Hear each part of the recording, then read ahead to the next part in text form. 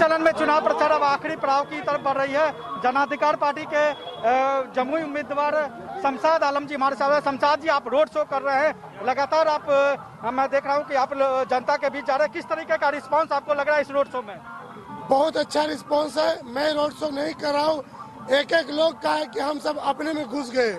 हम प्रचार में निकले, जम्मू की जनता अपने से है कि हम आपके साथ हैं, आपके साथ चलेंगे। ये परिवर्तन चारी जम्मू में जो विकास रुका हुआ है उस पर जो हमको समर्थन मिला है, हमारे राष्ट्र पप्पू यादव भरपूर समर्थन किए। आज जनता चाह रही कि शमशाद आलम बुलाएंगे, आने वाला 28 अक्टूबर को एक एक घर सब कहीं छाप पर वोट देंगे और उस पर विकास करेंगे। चुनाव प्रचार के लिए अब काफी कम वक्त लग गया है। चुनाव प्रचार के लिए अब काफी कम वक्त रह गया है, तो अब किन मुद्दे कौन से ऐसे मुद्दे हैं जो आपको लगता है कि आखिरी समय में जनता के बीच पहुंचाएंगे, इसका आपको लाभ मिलेगा? मुद्दा यही है, सबको मालूम है कि जो नेता है सब करोड़ों रुपया वाला मालिक है, पूंजीपति वाला मालिक है। एक हम शमशाद आलम जो गरीब का बेटा हूँ, किसान का बेटा हूँ, लड़ाओ। आज हम लड़ेंगे, कल को और भाई लड़ेगा। इसलिए जम्मू में फ्री चाहिए, आज़ादी चाहिए, सब लड़े चुनाव, सबका मान सम्मान लेके चलेंगे और जम्मू में विकास करेंगे। इसीलिए हम प्रचार में लगे। सारे लोग का चाहत है कि इस बार कैंची छाप पर हम सब वोट दे रहे हैं। जम्मू की जनता विकास के नारे पर उनको वोट देगी। कैमरामैन प्रदीप के साथ बड़ी साहब का जम्मू। कशिश न्यूज़ के खास चुनावी कार्यक्रम कोई नई टक्कर में आज हमारे साथ हैं बिहार लेबर पार्टी के संस्थापक और बिहार लेबर पार्टी से उम्मीदवारी पेश कर रहे निर्दलीय विधायक हिमराज सिंह। हिमराज सिंह के बारे में आपको बता दूं कि वो कदवा के स्थानीय नेता हैं और 2000 से 2005 के बीच ये पूर्व पथ निर्माण राज्य मंत्री भी राबड़ी शासनकाल में रह चुके हैं। सीधे वक्त जाया ना करते हुए सीधे उनसे रूबरू करवाते हैं, जानते हैं कि अगर क्षेत्र की जनता उन्हें आशीर्वाद देती है तो क्षेत्र के लिए क्या प्राथमिकता होगी। सर, अगर क्षेत्र की जनता आपको आशीर्वाद देती है तो क्या प्राथमिकता होगी क्षेत्र के लिए? देखिए, हमारा प्राथमिकता होगा जो 2000-2005 के पीरियड में हमारा सपना अधूरा रह गया है कदवा क्षेत्र के विकास के लिए, उसको पूरा करना हमारा प्राथमिकता होगा।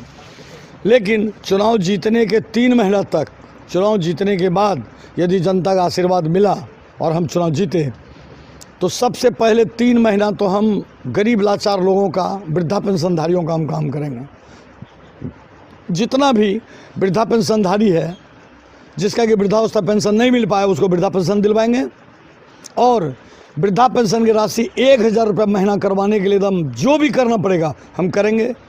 साथ ही बहुत सारा रोड और पुल का काम अधूरा रह गया है, उसको करवाएंगे। ये सारा बलिया बलौन प्रखंड का मुद्दा है, बलिया बलौन प्रखंड बनवाना है। उसी तरह से महंदा बांध के बीच जो बसे लोग हैं, जो बाढ़ के समय हमेशा लोग परेशान रहते हैं, उसका कोई अस्थाई समाधान करवाना होगा। उसी तरह कटिहार से लेकर सोनेली, बारसोई बलरामपुर तक रोड का चौड़ीकरण करवाना होगा। सालमारी से लेकर कुरुम तक रोड चौड़ीकरण करवाना होगा। साथ ही कुरुम से लेकर सबनपुर होकर डंगड़ा 4 लेन तक ये सारा काम है। उसी तरह से चौकी से लेके धनगामा होते हुए कन्हरिया तक का रोड, ये जो भी रोड और बगवा पुल हो, चाहे जो भी और भी पुल है, दर्जनों पुल है जो हमको बनवाना है। सर, शिक्षित बेरोजगारों के लिए आपने लंबी लड़ाई लड़ी है, तो उस मुद्दे पे क्या कहना चाहेंगे? बिहार में स्वयं सहायता भत्ता योजना लागू है, लेकिन किसी भी शिक्षित बेरोजगारों को मिल नहीं रहा है। बिहार बेरोजगारी भत्ता योजना को हमको लागू करवाना है मजबूती से। और बिहार से बाहर जो मजदूर भाई हमारे काम करने जाते हैं, उनको जो परेशानी वहाँ होती है, उनकी परेशानियों को हम सबसे पहले दूर करेंगे। इसलिए बिहार लेबर पार्टी हम लोग बनाए हैं। सर, आप स्थानीय उम्मीदवार हैं, क्षेत्र की जनता से क्या अपील करना चाहेंगे? हम अपील जनता से यही करना चाहेंगे कि राम जी को 14 साल का वनवास दिया गया था, हमारा भी 14 साल पूरा हो गया है, 15वां साल प्रवेश कर गए हैं। हम कदवा क्षेत्र की जनता से निवेदन करते हैं कि आप इस विजयादशमी के अवसर पर हमको आशीर्वाद दीजिए और हमारा वनवास को समाप्त कीजिए। बस यही हमारा प्रार्थना है कदवा क्षेत्र की जनता से। तो ये थे हमारे साथ पूर्व पथ निर्माण राज्य मंत्री हिमराज सिंह और बिहार लेबर पार्टी से अपनी उम्मीदवारी पेश कर रहे हैं पूर्व पथ निर्माण राज्य मंत्री हिमराज सिंह। अब देखना ये वाजिब होगा कि इन्होंने जो क्षेत्र की जनता के लिए जो सपना रखा है और क्षेत्र की जनता के लिए जो इनका विजन है, और साथ ही साथ इन्होंने जो वादा किया कि अगर जनता आशीर्वाद देती है तो ये पुल पुलियों के विकास के साथ साथ शिक्षित बेरोजगारों और वृद्धा पेंशन की योजना को सुदृढ़ करेंगे। कैमरा पर्सन विश्वजीत के साथ रितेश रंजन, कदवा विधानसभा, कटिहार।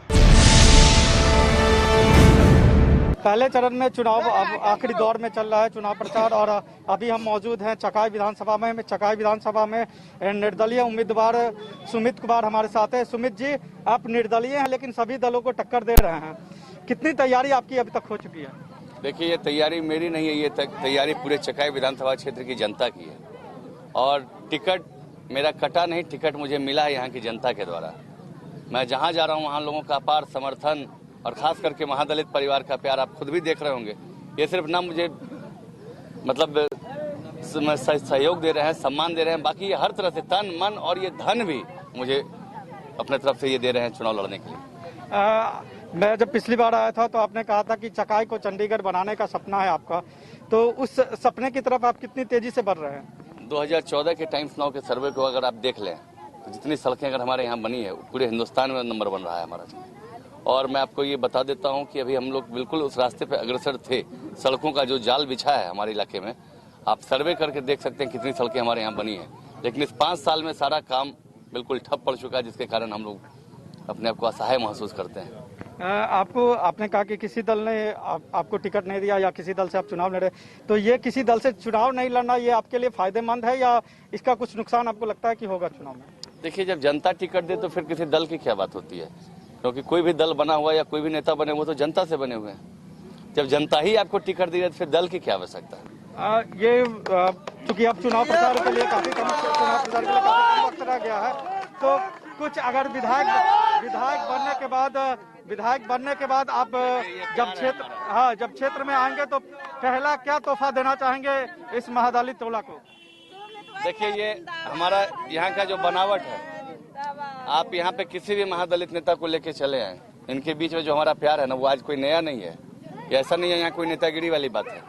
ये हमारी तीसरी पीढ़ी है, एक विश्वास है, और विश्वास सबसे बड़ी चीज होती है। विश्वास का जो स्तंभ होता है ना, वो सबसे मजबूत होता है, और वो स्तंभ हमने आज भी कायम कर रखा है। ये जो आपको एक तरह से सहयोग मिला है, आशीर्वाद कहिए, ये आशीर्वाद और सहयोग आपको कितना ताकत दे रही है? 3100 रुपए की राशि। ये 3100 रुपए की राशि आपको कितनी ताकत देगी इस चुनाव में? ये 3100 रुपए की राशि आप ये समझ सकते हैं कि इससे आप पूरे जग को नहीं खरीद सकते। उससे मतलब ये उतनी बड़ी राशि है जितनी बड़ी राशि इन्होंने मुझे।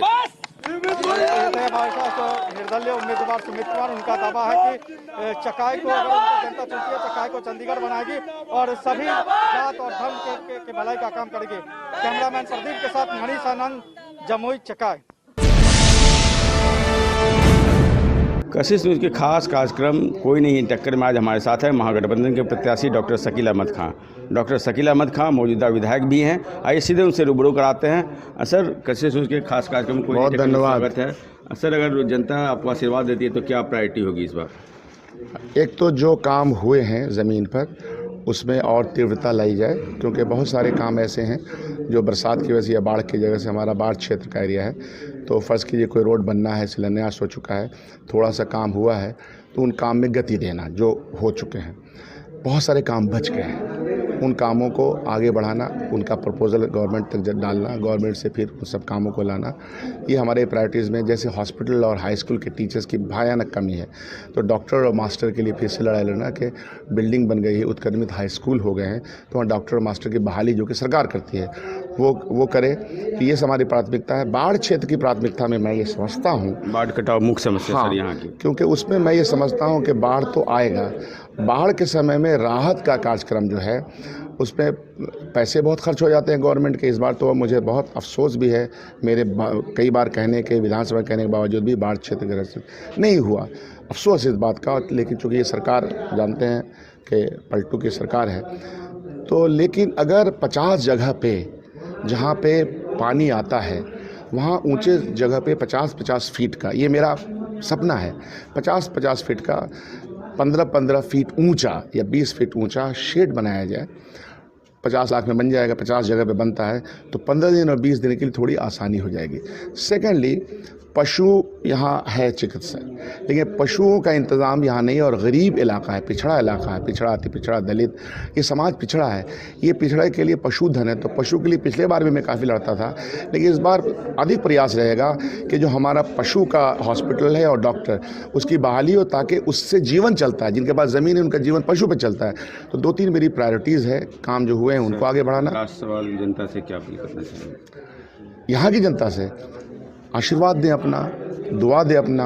और आपने कहा कि इसका नाम क्या है, कोई नहीं है टक्कर। अब मैं कहता हूँ क्यों पड़े हो चक्कर में, यही है मेरा नारा। ये थे हमारे साथ डॉक्टर शकील अहमद खान जो बोल रहे हैं कोई नहीं टक्कर में, क्यों पड़े हो चक्कर में। अगर कदवा की जनता इन्हें आशीर्वाद देती है तो बाढ़ कटाव और किसानों की जो समस्या है और जो मूलभूत समस्या है उसमें उनको विकसित करने का ये काम करेंगे। कैमरा पर्सन विजित के साथ रितेश रंजन, कशिश न्यूज़, कटिहार। स्वागत है आपका कशिश न्यूज़ के खास कार्यक्रम कोई नहीं है टक्कर में। हम बात करेंगे इस कार्यक्रम में संजय कुमार सिंह की, जो लोक जनशक्ति पार्टी के उम्मीदवार हैं और सिमरी बख्तियारपुर विधानसभा क्षेत्र से वो चुनाव लड़ रहे हैं। और आइए हम आपको रूबरू कराते हैं और उससे जानने की कोशिश करेंगे कि ये सिमरी बख्तियारपुर की जनता अगर आपको अपना आशीर्वाद देती है तो फिर आप यहाँ के जनता के लिए क्या प्रायोरिटी रहेगी आपकी। स्वागत है आपका संजय जी। यहाँ से आप चुनाव लड़ रहे हैं, लोक जनशक्ति पार्टी के उम्मीदवार हैं, क्या कुछ यहाँ के लिए प्रायोरिटी है आपकी। देखिए, सिमरी बख्तियारपुर एक बहुत ही पिछड़ा इलाका है। यहाँ पर एक दो परिवार का जो है सो स्वतंत्रता के बाद एक ही दो परिवार का जो है सो यहाँ पर प्रतिनिधि रहे हैं और उन लोगों ने यहाँ का विकास नहीं किया है। तो हम सिमरी बख्तियारपुर को में विकास का नया आयाम खोजने के लिए आए हुए हैं। हम यहाँ पर जो है सो शिक्षा, स्वास्थ्य, रोजगार और गरीबी, जो गरीबी है यहाँ बांध के भीतर बहुत बड़ा जनसंख्या जो है सो यहाँ बांध के भीतर है। हम उन लोगों का जो है सो विकास इसमें करना चाहते हैं। क्षेत्र भ्रमण कर रहे हैं आप, जब गए हैं इलाकों में तो विकास जैसे सड़क है, नाला है, आम लोगों तक जो है सरकारी योजना किस तरह से पहुंची, क्या कुछ आपने देखा है। मैं क्षेत्र भ्रमण कर रहा हूँ तो उसमें लोगों की शिकायत जो है सो ये है कि हमें जो है सो पूर्ण रूप से जो है सो सरकारी योजना का लाभ नहीं मिल रहा है। कुछ बिचौलिए एक्टिव हैं और हम इस पर पूरा ध्यान दिए हैं, जो सभी लोगों को, गरीब को ठीक से इंदिरा आवास मिले, उसको जो है सो जो उसका पैसा तो जनधन जो भी ये है उसमें पैसा जाता है, लेकिन उसमें बिचौलिए का जो है सो बहुत बड़ा हाथ है और वो लोग से जो है सो कुछ पैसा ले लेते हैं। तो इसको रोकना बहुत ज़रूरी है।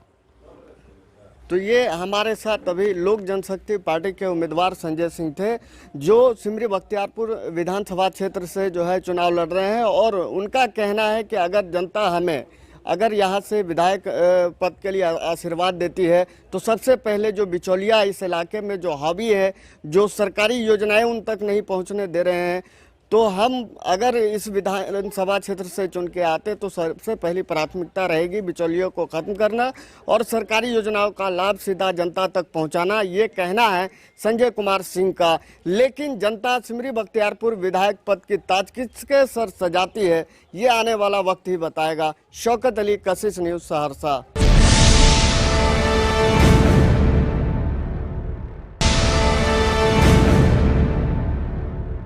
हमारे साथ महागठबंधन के कांग्रेस प्रत्याशी सत्येंद्र बहादुर जी हैं और ये प्रत्याशी युवा प्रत्याशी हैं, कर्मठ प्रत्याशी हैं।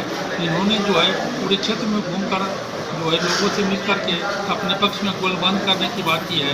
तो अब आइए हम जानते हैं सत्येंद्र बहादुर जी से कि ये इस बार विधानसभा चुनाव में क्या चाहते हैं। हाँ बताइए सत्येंद्र बहादुर, इस बार विधानसभा चुनाव में आप क्या करते हैं।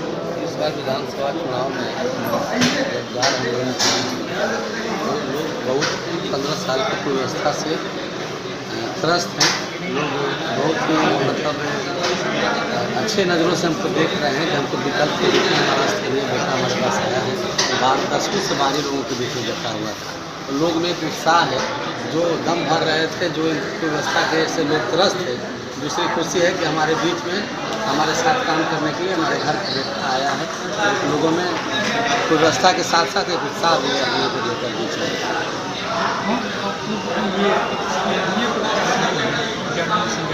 ये 15 सालों से भारत का प्रतिनिधित्व कर रहे हैं, ये बराबर मीडिया में ये ध्यान दे रहे हैं, लोगों के बीच में कर रहे हैं कि हमने बाढ़ विधानसभा में विकास के लिए 1500 करोड़ रुपया किया और नगर परिषद क्षेत्र के लिए 250 करोड़, यानी कुल 1700 करोड़ रुपया जो है इन्होंने बाढ़ के विकास के लिए खर्च किया है। तो आपको लगता है ऐसा कि ये खातर पर बिल्कुल बेबुनियाद बातें हैं, हास्यास्पद बातें हैं। लोग इनके बाद जब ये लोग इस पर हंसते हैं कि आप जो लोग जल जमाव से त्रस्त हैं, जो लोग कहाँ कहीं पक्कीकरण नहीं है, कहीं चौड़ीकरण नहीं है। आपकी जिला के अलावा आपको जिला बनाने के अलावा आपकी क्या प्राथमिकता रहेगी पार्टी की? बाढ़ के जनगण का पुकार है, जिला बनाना वो मेरी पहली प्राथमिकता होगी। उसके बाद स्वास्थ्य, शिक्षा सबों में कल कारखाने लगे, युवाओं को रोजगार मिले, जल जमाव से मुक्ति मिले, बाढ़ को चौड़ीकरण हो, सौंदर्यीकरण हो बाढ़ का। जितने भी यहाँ के चीज़ हैं, लाई है, दाल है, इन सब चीज़ों का राष्ट्रीय स्तर पर इसकी पहचान बने। किसान खुशहाल हो हमारे यहाँ। रोपर क्रय केंद्र से लेके सारे MSP का जो दर है वो सब किसानों के पास जाए। बिचौलिया नहीं इसमें रोल अदा कर सके। ये स्वच्छ सरकार के नेतृत्व में बनेगी और गरीब गुरुओं की लड़ाई हम लड़ेंगे, लोगों का आवाज़ बनेगा और बाढ़ को एक खुशहाली प्रदान करेंगे। उमानाथ ऐतिहासिक मंदिर है, उनका पर्यटक स्थल के रूप में यहाँ बड़े पैमाने पर रखा किया जाएगा और विश्वविद्यालय का स्थापना हो, हॉस्पिटल में ज़्यादा से ज़्यादा हो, युवाओं को रोजगार मिले। हमारे यहाँ स्पोर्ट्स में अच्छे लड़के बच्चे कर रहे हैं, उनके लिए बेहतर व्यवस्था हो खेलकूद के लिए। सारा चीज़ को पटरी पे लाना हमारा भी प्राथमिकता होगी जिले के अलावा। बाढ़ से कैसे विधानसभा चुनाव के दूसरे चरण के मतदान को लेकर प्रत्याशियों ने अपनी पूरी ताकत लगा दी है। प्रत्याशी लगातार जनसंपर्क में है और जनसंपर्क के साथ साथ हर लोगों से मुलाकात कर अपनी योजना उन तक पहुंचा रहे हैं। लेकिन अभी जिस प्रत्याशी से आपको रूबरू करा रहे हैं, वाकई ये प्रत्याशी चुनाव आज है लेकिन 365 दिनों तक जनता के बीच रहने वाला, हर वक्त उनके सुख दुख में एक आवाज लगाएं तो अजीत कुमार उनके पास पहुंचते हैं। कांटी विधानसभा क्षेत्र का ऐसा भी कोई नौजवान नहीं हो जो अजीत कुमार को नहीं जानता हो, चाहे बुजुर्ग हो या माताएं हो। इन शख्सियत से जानने की कोशिश करेंगे कि इस बार का मुद्दा क्या होगा। सर, इस बार का मुद्दा क्या? देखिए, मुद्दा तो हमारे क्षेत्र में इतना हो गया है कि पिछले 5 वर्ष में कोई काम नहीं हुआ कांटी विधानसभा क्षेत्र में। चूंकि जो वर्तमान विधायक हैं वो इतना निकम्मा हो गए, जनता से कोई सरोकार नहीं रहा, कांटी के माटी को लात मार के दूसरे क्षेत्र में चले गए। इसलिए हमारे यहाँ तो सब चारों तरफ मुद्दा ही मुद्दा है। फिर भी हमारे यहाँ जो बेरोजगारी है, जो नौजवान पढ़ लिख के घर में बैठा हुआ है, जो डाइवर्ट हो रहा है, उसको रोजगार मिले, इसके लिए एक बड़ी लड़ाई हमको लड़ना है। ये महत्वपूर्ण है। दूसरा है कि किसान के खेत में हरियाली, चेहरा पर खुशहाली, ये कैसे बना रहे, इसकी भी बड़ी चिंता है हमको। हम पिछले बार भी जंगली जानवर के आतंक से किसान कैसे मुक्त हो, इस पर हमने लड़ाई शुरू किया था। लॉकडाउन के कारण ये लड़ाई हमारा सफल नहीं हुआ। चुनाव के तुरंत बाद ये एक बड़ी लड़ाई है। और तीसरी बात है कि मुख्यमंत्री कह रहे हैं कि बिहार के सभी विद्युत उपभोक्ता के घर में प्रीपेड मीटर लगेगा। भाई, प्रीपेड मीटर आप कैसे लगा दीजिएगा? प्रीपेड मीटर ये पायलट प्रोग्राम के तहत आपने कांटी नगर पंचायत में लगाए, 150 घर में लगाए, 140 घर अंधेरा में है 2 महीना से। 1000 रुपया का रिचार्ज कराता है, 7 दिन 8 दिन में वो खत्म हो जाता है। तो कहने का मतलब है कि आप विकास तो कुछ करिएगा नहीं और तरह तरह का हथकंडा अपना के आम लोगों का शोषण करिएगा। कैसे बर्दाश्त करेंगे? आप जो मीटर लगाए हैं दुरुस्त करके उसका जो कंज्यूम करते हैं बिल लीजिए, कोई दिक्कत नहीं है। लेकिन जोर जबरदस्ती करिएगा, लूटने का काम करिएगा तो हम तो सड़क पर आएंगे। हम लड़ने वाले लोग हैं। और तीसरा महत्वपूर्ण मुद्दा है कि क्षेत्र का जर्जरता इतना बढ़ गया है कि सड़क, स्कूल, हॉस्पिटल, चौतरफा जर्जरता छा गया है। वो कैसे दुरुस्त हो, ये काम करना है। और एक महत्वपूर्ण है कि कांटी के आम आवाम का मान सम्मान प्रतिष्ठा कैसे बने, कैसे बढ़े, कैसे बरकरार रहे, इस पर भी हमें लड़ाई लड़नी है। अजीत जी, एक बड़ा सवाल है कि हम जब मुजफ्फरपुर पहुंचे हैं और कांटी विधानसभा क्षेत्र का हम दौरा कर रहे हैं, हमने आम लोगों से भी जानने की कोशिश की। लोगों का रुझान तो आपके साथ है ही, युवाओं का है, लेकिन एक अभी दौर चल रहा है धमकी का। लगातार ये आ रहा है कि भाई राजनीतिक पार्टी के लोग धमकी दे रहे हैं।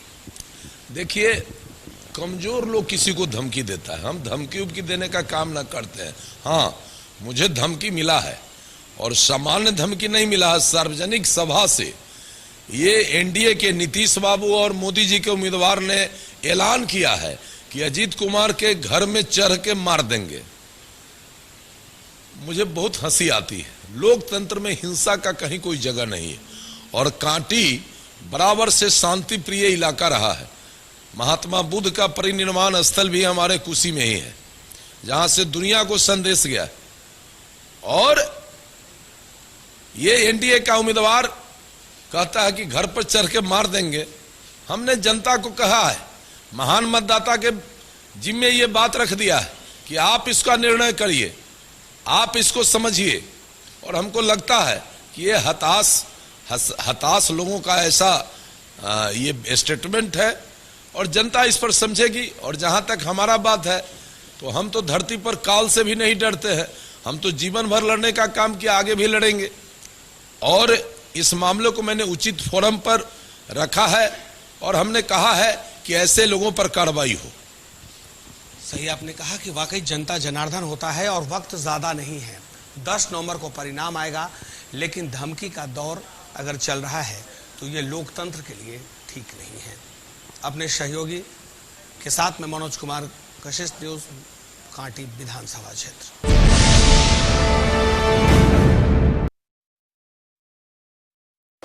बिहार विधानसभा चुनाव को लेकर राजनीतिक पार्टी जहां मैदान में है, वहीं कुछ ऐसे नेता हैं जो लगातार अपने विधानसभा क्षेत्र में जनता का सेवा करते रहे। आज जिस शख्सियत से आपको रूबरू करा रहे हैं, ये मीनापुर विधानसभा क्षेत्र के विधायक मुन्ना यादव जी हैं।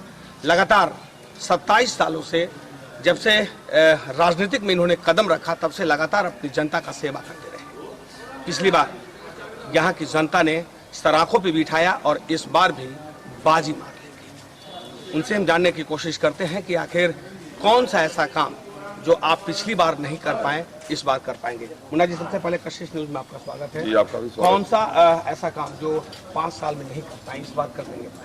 देखिए, हमारा चांदपरना पुल है, लाइफ लाइन है मीनापुर पर। 115 करोड़ का एस्टीमेट बन के, डीपीआर बन के तैयार हो गया जब हमारे नेता तेजस्वी जी उप मुख्यमंत्री थे और उन्होंने कहा था कि चांदपरना में पुल बनेगा और सारी प्रक्रिया पूर्ण हो गई। डीपीआर बन के जब गया तब तक हमारी सरकार चली गई, नीतीश कुमार जी पलटी मार गए और उसके बाद हमारा फाइल बंद कर दिया गया। मैं मुख्यमंत्री जी से भी जाकर के मिला, उन्होंने कहा कि विधायक जी नदी को ज़्यादा मत मानिए। मैंने कहा उनको कि आप गंगा नदी पर 4 पुल बना रहे हैं और एक गंडक नदी के पुल के लिए कहते हैं नदी को मत मानिए। दूसरा है कि नवोदय विद्यालय मेरा, एक नवोदय विद्यालय जिला में आया, 23 एकड़ जमीन में उपलब्ध कराया। डीएम, तत्कालीन डीएम से मैं रिकमेंड करा के भेज दिया, आज तक मेरा वो रोके हुए हैं। जो तीसरा है कि प्रोसेसिंग प्लांट है, बड़ा सा कोल्ड स्टोरेज बनाना है हमको, क्योंकि हमारे यहाँ कृषि सब्जी की खेती ज़्यादा होती है और मीनापुर की सब्जी देश के हर कोना में जाता है। यहाँ लोग जब नहीं बिकता तो मार्केट से बाहर निकलने के बाद ढकिया के ढकिया टमाटर, करेला सब रोड पर फेंक देता है। तो किसान की स्थिति कितनी खराब है अभी, उसके बावजूद भी किसान अपने सामान का हिफाजत नहीं करके कर सकता और उसको रोड पर फेंक देता। उसके लिए कोल्ड स्टोरेज का व्यवस्था करना, जिसमें कि किसान अपना सब्जी नहीं बिका रख दो, उसमें 1 सप्ताह 10 दिन रहेगा। वहाँ स्वास्थ्य का व्यवस्था चौपट है। हमारे यहाँ मीनापुर पीएससी है, नक्सल क्षेत्र पहले 100% नक्सल क्षेत्र कहलाता था। विधानसभा में मैं बोला, 1 महीना के लिए महिला डॉक्टर को भेज दिया, फिर 1 महीना के बाद लौटा लिया। अब आप बताइए कि मीनापुर में रात के 12 बजे अगर हमारी माँ बहन जाती है हॉस्पिटल में प्रसव के लिए, कौन उसको प्रसव कराएगा? तो बड़ी समस्या है। तमाम चीज़ों को मैं दूर करूँगा और एक मीनापुर को पूर्ण रूप से सजाने का काम करूँगा। देखिए, जाहिर सी बात है कि जनप्रतिनिधि अगर के पास इतना हौसला हो तो सारा काम धरातल पर उतरेगा। और इस जनप्रतिनिधि ने ठान लिया है कि इस बार जनता अगर हमें जिताती है तो जो पिछली बार हमने काम नहीं किया है और मूलभूत समस्या जो जनता का है, स्वास्थ्य, शिक्षा, जल की निकासी और साथ साथ किसानों की समस्या और बाजार उपलब्ध कराना, ये इनकी पहली प्राथमिकता होगी, ताकि यहाँ के किसान को रोना न पड़े, बाढ़ आने के बाद वो सड़क पर बैठना न पड़े और साथ ही यहाँ के बच्चे बाहर पढ़ने नहीं जाएं और महिलाओं को अगर प्रसव होता है तो अपने ही विधानसभा क्षेत्र मीना में ही सब कुछ उपलब्ध हो। ये चाहते हैं और इस बार ये कर दिखाएंगे। अपने सहयोगी संजीव और के साथ मैं मनोज कुमार, कशिश न्यूज, मीनापुर विधानसभा क्षेत्र। कैसा प्रत्याशी जो लगातार जनता से रूबरू होता रहा और जनता के बीच उनके सुख दुख में हर वक्त कंधों में कंधा मिलाकर चलने वाला अजय कुशवाहा हमारे साथ है। अजय कुशवाहा जी से हम जानने की कोशिश करेंगे कि वाकई जो इलाका है ये नक्सलवाद तो था ही, लेकिन साथ साथ यहाँ बाढ़ की जो स्थिति है वो काफ़ी दयनीय हो जाती है जब बारिश का समय होता है, जब बाढ़ जब इस इलाके में आता है। साथ साथ जो किसान हैं, किसानों की समस्या, शिक्षा, रोजगार और साथ साथ स्वास्थ्य की क्या स्थिति है सर? स्थिति अभी अच्छी नहीं है और इसको हम लोग जो शिक्षा है, स्वास्थ्य है, अभी यहाँ हम लोग तुर्की पूर्वी पश्चिमी पंचायत में घूम रहे हैं मीनापुर के। यहाँ पर ये APHC का एक केंद्र है, लेकिन यहाँ पर डॉक्टर नहीं रहते हैं। शिक्षा की भी व्यवस्था अच्छी नहीं है, जो प्राइमरी स्कूल से लेकर के हाई स्कूल तक में शिक्षक नहीं है। स्थिति अच्छी नहीं है। हम लोग सड़क का यहाँ पर विकास हुआ है, काम हुआ है सड़क के क्षेत्र में। जब मेरे पिताजी विधायक थे, मंत्री थे, मीनापुर में 2 मेगा ब्रिज का बनने का काम हुआ, आवागमन की सुविधा बढ़ी। लेकिन पिछले 5 साल में जो वर्तमान विधायक है उनके द्वारा कोई भी विकास का काम नहीं किया गया। मीनापुर में विकास का काम ठप पड़ा हुआ है और भ्रष्टाचार यहाँ पर चरम पर है। स्वास्थ्य की बात हम कर रहे थे, आप बता रहे थे शिक्षा की जो स्थिति है वो भी लचर दिख रहा है। हमने सड़क की स्थिति भी हमने देखा है, जब हम आ रहे थे मुजफ्फरपुर से निकल रहे थे तो जो ग्रामीण क्षेत्रों में घुसे हैं, तो इसके लिए क्या योजना है? ये शिक्षा की स्थिति एकदम चौपट है। शिक्षा की स्थिति, शिक्षा के लिए, बच्चों को शिक्षा देने के लिए और बिहार की जनता शिक्षित हो, पढ़े, उनको रोजगार मिले, इसके ऐसा विजन बिहार सरकार का रहा नहीं। ऐसा उनका विजन था कि रोजगार दो, वोट लो। सही मायने में अगर शिक्षा अगर विजन रहता सरकार का तो उसमें काम होता, शिक्षकों की बहाली होती। व्यापक पैमाने पर हाई स्कूल में भी काफ़ी शिक्षकों की कमी है, तो ऐसा न करके सिर्फ वैसे नियोजित शिक्षकों को बहाल किया गया मेघा सूची के आधार पर, अंक पत्र के आधार पर, जो सरासर नाइंसाफी था बिहार के साथ। देखिए, वाकई लोक जनशक्ति पार्टी का विजन और रामविलास पासवान जी का जो सपना है, उस सपना को पूरा करने के लिए अजय जी लगातार अपने विधानसभा क्षेत्र में हैं। और वाकई अगर विकास की बात करें तो विकास कोसों दूर है, लेकिन अपने पिता का भी सपना ये साकार जरूर करेंगे, क्योंकि वो पूर्व मंत्री रहे हैं और लगातार इस विधानसभा क्षेत्र की जनता उन्हें अपने सराखों पर बिठाती रही है।